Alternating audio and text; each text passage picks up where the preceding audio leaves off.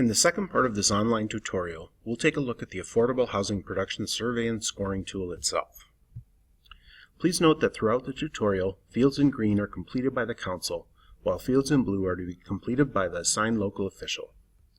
Starting with the Login and Instructions spreadsheet, select your community from the drop-down list and enter the passcode that was emailed to you.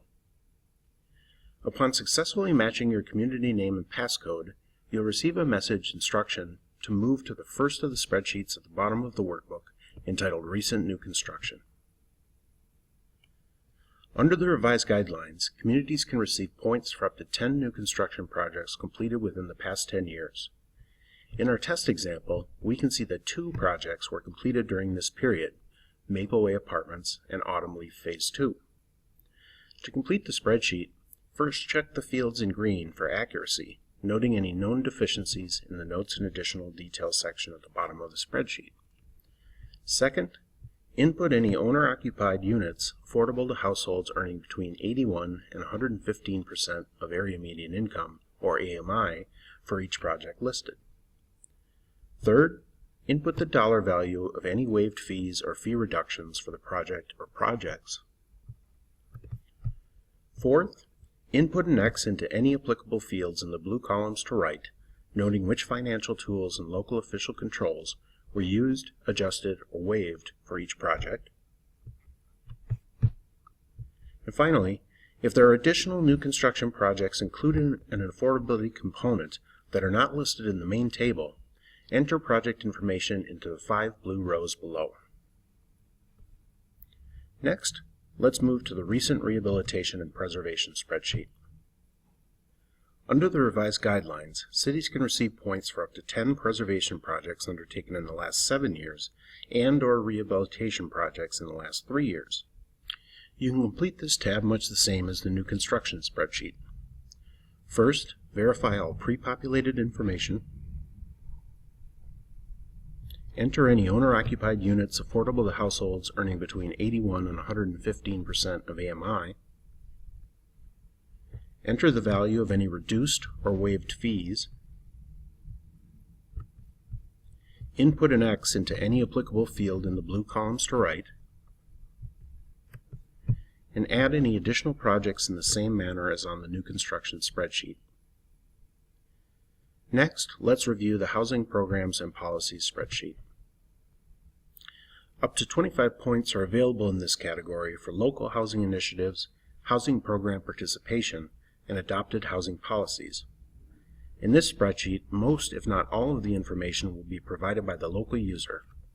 Simply indicate with an X any programs or policies applicable to your community, and where appropriate, add the number of households served in the past 12 months. Similar to the previous survey, you'll also need to confirm whether your community spent at least 85% of its Affordable and Life Cycle Housing Opportunities amount, or ALHOA. Lastly, let's move to the final primary scoring spreadsheet, the Existing Stock Characteristics. This tab should be fully pre-populated based on available data. The category is worth up to 25 out of the total possible score of 100. As always, use the Notes section to add any additional information or to note any discrepancies. In the new Survey and Scoring tool, local users also have the opportunity to complete an optional narrative section. Please refer to the narrative instructions and use this spreadsheet to highlight special efforts and activities for which you feel your municipality deserves credit. Where appropriate, Council staff will integrate this information into existing categories, resulting in additional scoring opportunities. Now let's take a look at how the projects and activities input thus far translate to the scoring table. In the scoring table spreadsheet, you can see all of the points accumulated from the previous spreadsheets across the 4 major scoring categories. You'll also note that your community has been assigned a new construction and rehabilitation preservation split out of 50 points as described previously. Recognizing that cities can vary greatly and may not always fit these classifications, cities that reach the maximum points in one category can apply 1/2 of the additional points earned in that category and apply it to the other, subject to the maximum points values for both categories. For example, let's say Community A is assigned a maximum point value for new construction of 15 points and a maximum of 35 points for rehab and preservation, based on its characteristics. If it earns 10 points for new housing and 40 points for rehab and preservation, it can receive 1/2 of the additional points earned for rehabilitation and preservation, or 2.5 points, and apply it to its new construction category for a total new construction tally of 12.5 points and a rehab preservation tally of 35. The final score then for the two categories is 48 out of 50. Please note that although a city, such as that in the example, may accumulate more than the maximum points for a given category, the Excel workbook will automatically limit these to the category maximums.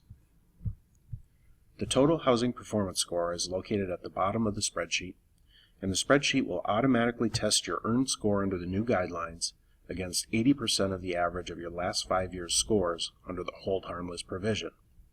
Please note any discrepancies or notify council staff if the score is not auto-calculated.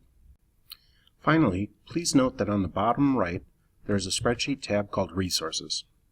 This tab contains links to housing program information, including programs offered by the Met Council, Minnesota Housing, HUD, and others, and contains helpful resources for local governments, home buyers, homeowners, and renters. This concludes the 2015 Housing Performance Scores and Affordable Housing Production Survey and Scoring Tool tutorial.